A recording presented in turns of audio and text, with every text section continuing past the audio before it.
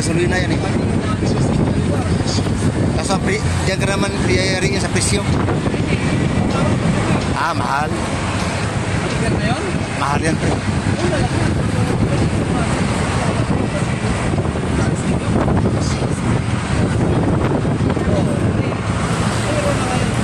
Ang mahirap kasi sa ikar pre. Biyahe tayo ng malayuan. Dahil sa atin malayuan tayo magbiyahe. Eh, paano ka? Mag-charge ka pa? Ay, mahirap. Eh, buti kong hotel pasukan mo gaya ng ano, yung gaya yung may mga Queensland o Sugo, yung may isarado lang kaagad, sabay may ma-chargean doon.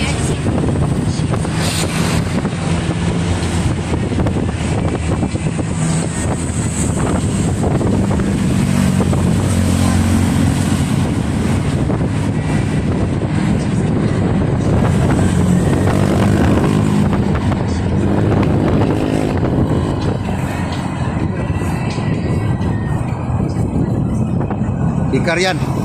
Ito ikar yan, no? Cherry. Ikar yan. Puro ikar na talaga ngayon.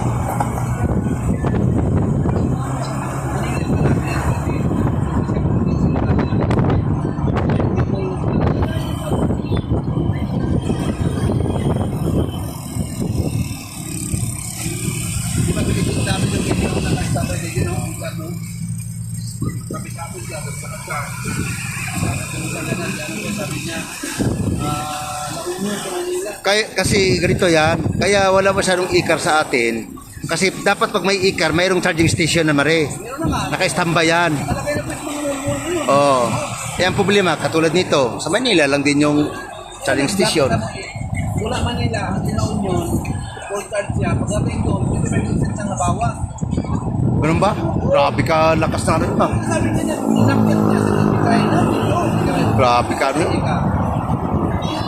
Hindi magbalik na Union to Manila, balikan siya, full charge siya. Magkano presyo daw? Wala kang presyo. Sabi niya, ito yung gusto ng pinili, tawag na siya, kapatidan niya na. Grabe ka rin. Isipin mo, na Union, matungkol to gold, full charge. Ako, balikan pa. isipin mo.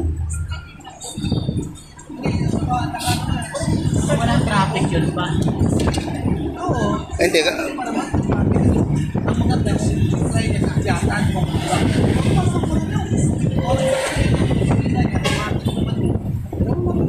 Sa Batak.